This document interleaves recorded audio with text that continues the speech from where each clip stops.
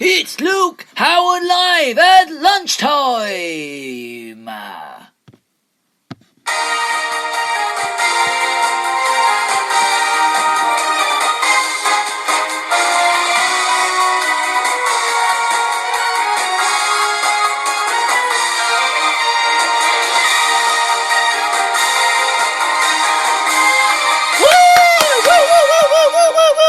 Thank you very much. Woo! Thank you. Woo! Woo! Woo! Thank you.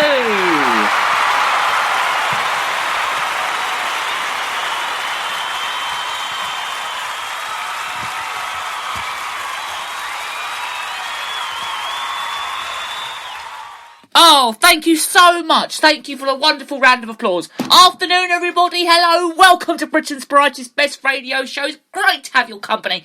Today, it's Thursday, the 4th of February. And if you'd like to get in touch with Britain's brightest, best radio show, then please do go ahead. It is Gary J. Howard, 68@hotmail.com. And the other email is 345-457@student.hrc.ac.uk. You can also find the show on Instagram. It's the Luke Howard fan page. Or you can use the hashtags, hashtag Luke Howard, hashtag Luke Howard Live, and hashtag Luke Howard Live at lunchtime. You can also just leave a message below where the show is being broadcast, and I will be as happy as Larry to get back to you as soon as I can and give you a mention on Britain's brightest, best radio show. I'm all well. I hope your day is going very well so far. Make yourselves lunch. Enjoy Britain's brightest, best radio show as we talk about a mix of different pieces of news. Now, yesterday we spoke about the wonderful Captain Sir Tom, who very sadly passed away, and of course our thoughts are still with his family and friends, of course, and so very, very sad news. But we move on from that now to talk about lots of other things. We're going to talk about the trial in the UK examiners mixed in different vaccines, and we're also going to talk about other pieces of news as well. No, we're not actually. No, we're not. I think we're just going to stick with the COVID news, because we're actually going to talk about Rufus Hound. He's also quitted Dancing on Ice after testing positive, because there's nothing else to talk about. Because all I can find on the news is this morning is stuff about Dancing on Ice, about COVID this, COVID that. But I actually found something COVID not related, and that's actually to do with Chinese TV, because it's to do with Ofcom revoked Chinese broadcaster, and it's the CGTNS, which is the UK licence. So we're going to talk a little bit about that on the show as well today. So we're sort of talking COVID and not COVID, if you see what I mean. We're also going to be playing lots of great music and the National Day today. Let's start off with that, because today is Optimist Day today. It's also Homemade Soup Day. So if you are we make loads. Do you know what, right? We make loads of homemade soup. Oh my god, it is divine. We have carrot and coriander, we make brie, courgette and something else, can't remember what it is. We make loads of good dishes of homemade soups. We made millions of homemade soups, and they're absolutely divine. If you are making a homemade soup today, enjoy, because it's well worth it. It really is. It's also Girls and Women in Sports Day. It's Create a Vacuum Day. It's also Hemp Day, and Thank a Postman Carrier Day. So I don't really know what that is, but I'm very interested in making homemade soup though today, because it is, of course, Homemade Soup Day, and I love my brie and courgette and something else in there. I can't remember what else to put in it, but it's very delicious. Soup recipe. I'll have to try and get the recipe up if I can find it, so that you can make it at home. Of course, if you've got nothing else to do during lockdown, make some soup. So I'll have to try and find the recipe. I can't remember what it is. I think it's brie, courgette, and some stock and other bits and bobs. But all we'll have to do is we'll have to sort of look it up, and I'll see what I can do. So I'll see if I can find it, and I'll try and see if I can post it on our Instagram page so everyone can see it. And so I envy you if you are making homemade soup today. Enjoy. If you've got nothing else to do, make some homemade soup. Here you go. I've got loads more jokes to come as well in the show today. I've got to try and think of some more funny jokes. I'll have to look up some more jokes on the show to tell you later on. And so if you're celebrating any of those days, enjoy. Okay, so let's talk about three pieces of news. I want to talk about, let's start off by talking about Rufus Hound. He's quitted Dancing on Ice because he tested positive for COVID. I can't believe it. I mean, we do try to be COVID free on this show, but I do have to talk about it quite a bit on this show. And we're also going to be talking about if you can book a holiday as well. That's coming up later on in the show as well. We'll give you all your holiday details on the show today. Now, Rufus Hound was withdrawn from Dancing on Ice after testing positive for COVID. The star had already been forced a sit out last week's show. He had to sit out in last week's show for coming into contact with someone with COVID. God, really? He revealed his own diagnosis in a video posted to YouTube yesterday. Unfortunately, the rules on Dancing on Ice, though, I mean, we all know what the rules are, don't we? They're all completely cut and dry and very strict because they need to keep everybody on that production as safe as possible. They say it also seemed like when they was just quarantining, there might be a window of opportunity for them to be able to get back to the show, and a window that they all know that doesn't exist anymore. But and that sucks, they said. They said it sucks. And they also added before paying tribute to his professional skating partner, Robin Johnston, whom also they called the Human Sunshine and a Traveller's Pal. Now, comedian Matt Richardson and professional skater Vicky Ogden, she's going to be replacing Hound as the partner with Robin Johnston. Now, Hound, who previously won a Christmas edition of Strictly Come Dancing, he impressed the judges with his first Dancing on Ice appearance, which was actually 3 weeks ago. Now, his Super Mario-themed routine earned him a golden ticket. Obviously, we can't play it on the show because you can't see the dance. Obviously not. And it was from the show's judges that was meaning that he progressed straight to the third week of the competition without facing a public vote. Now, an ITV statement actually confirmed that it had now left the show, saying although Rufus and his partner Robin's time on the ice has been all too brief, and they can also be truly proud of their achievements. Now, they can also thank for all their hard work and their commitment to the show as well. Hound is not the first contestant to leave the year's series, with actor, of course, singer Denise Van Outen. She was forced to withdraw after dislocating her shoulder in the training as well. Reality TV star Billy Shepherd also took time away from the competition after a family bereavement and instant withdrawal from the competition of the contestant who tested positive. When actually, I haven't even seen this series of Dancing on Ice. This series, I haven't even watched it, and I don't think I will be watching it for a while. But I haven't watched this series at all. I love Philip and Ollie. It's a great program to watch, but it's not really for me, to be honest with you. I don't really like Dancing on Ice. I mean, it's a great winter show. I love it.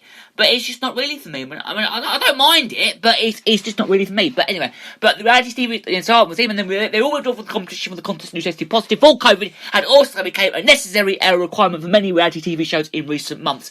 So I do like Dancing on Ice, but it's not really for me. But yeah. Now, boxer Nicola Adams and her partner Casey Jones had to leave the most recent series of BBC One Strictly after 3 weeks when Jones tested positive during one of the show's routine checks. For God's sake, COVID's only like a cold, for heaven's sake. Why are people making a big thing up about it?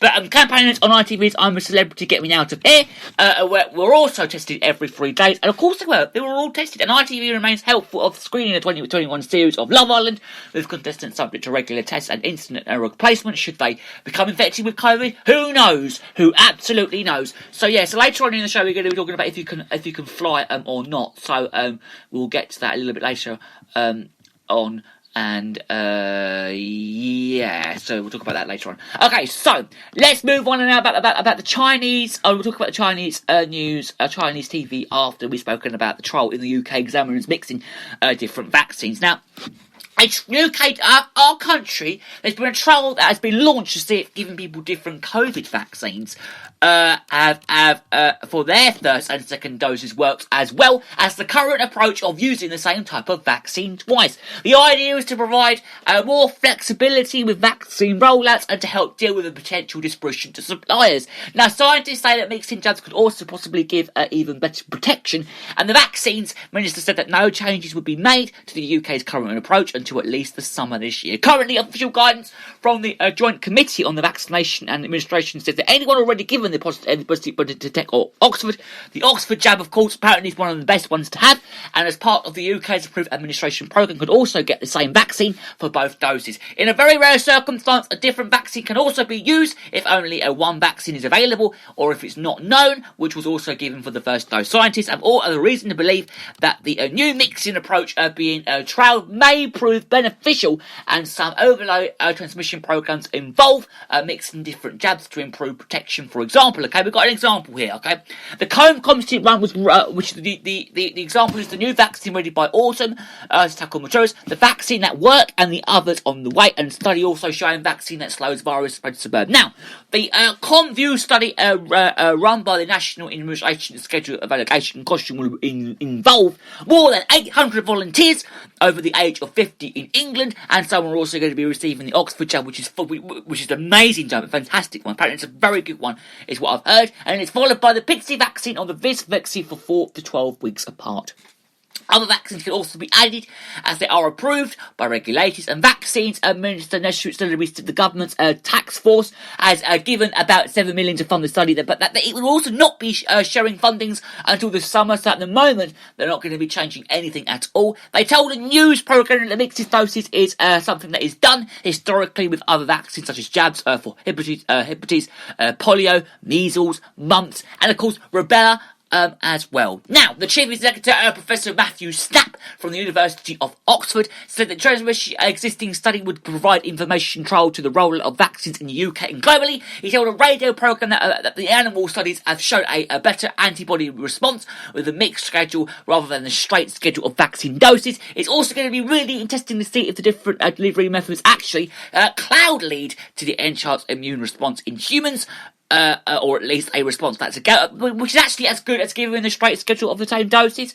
While the study was interiorly diagnosed to provide greater flexibility for vaccine rollers, it's also decentralising this possibility that mixing vaccines is also going to be, I think it's to do with something like providing even better, longer lasting protections as well. Now, the Oxford vaccine is what I want to talk about into the in this little bit, because it's going to be using I think it's a harmless virus, almost like a virtual postman apparently, to deliver a key part of vaccine. And the hope is that by mixing the up jabs, it will also allow the immune system to focus more fully on building up protection against COVID. And a second dose of the same vaccine is also going to be given of some evidence to suggest that the immune systems can also shift a bit of their focus onto the virtual postman as well. Now, scientists are going to be monitoring volunteers for side effects and keep a close eye on blood tests to see how well their immune systems is going to be responding. And although the full study will continue for 13 months, the scientists are all going to be hopeful of being able to announce some initial findings by this very June this year. Woo! So they're going to announce some things in June this year, and the study will also going to be provide data on the impact of the vaccines on new variants and the effects of the second doses of the 4 and 12 weeks. The research it doesn't inform the type of vaccine some younger adults are offered as their second doses, as the vaccination rolls out to these age groups later in the year. So they've got a video now about it, so let's listen. If the COVID vaccines were video game characters, what would their stats be? Let's take a look. Effectiveness. A lot of figures have been bandied about, but all of them have been based on trial data, and it's really hard to compare like for like. Pfizer-BioNTech says its vaccine is up to 95% effective after 2 doses. The Moderna vaccine is said to be nearly 95% effective, while the Oxford-AstraZeneca one is between 62 and 90% effective. This 62% figure may sound lower, but no one who received the Oxford vaccine during trials was hospitalised or became seriously ill with COVID. Basically, they all work, otherwise they wouldn't have been approved. Price. Countries don't like to say how much they're paying for each vaccine, because the information is commercially sensitive. But it's thought the UK paid £15 for each dose of the Pfizer vaccine, £25 for each dose of the Moderna vaccine, but only £3 for each dose of the Oxford one. In places like the UK, the vaccine is free to anyone who wants it, but these governments still have to pay a lot of money to these companies, so they'd rather it was cheaper. How they're made. The Pfizer and Moderna ones are RNA vaccines made up of tiny fragments of the virus's genetic code surrounded by a bubble of fat.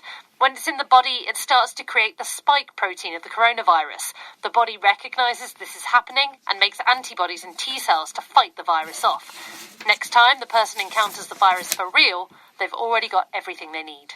But the Oxford vaccine uses a different approach. They've taken a version of the common cold virus that used to infect chimpanzees, altered it so it doesn't infect people, and then added a bit of the genetic code of COVID-19. Now, once these blueprints are inside the body, they start producing the coronavirus's spike protein. The immune system recognises this and acts. Storage and transport. The Pfizer vaccine needs to be stored at minus 70 degrees Celsius, sent out in special boxes surrounded by dry ice to freezer farms, where it can be kept for up to 6 months. It can then be stored in a normal fridge for up to 5 days before being given to people. It's a similar process with Moderna, but that vaccine only needs to be kept in a regular freezer, so at around minus 20 degrees Celsius. The Oxford vaccine, though, only needs to be kept in a normal fridge, which means it's easier and cheaper to move around than the other two. But the truth is,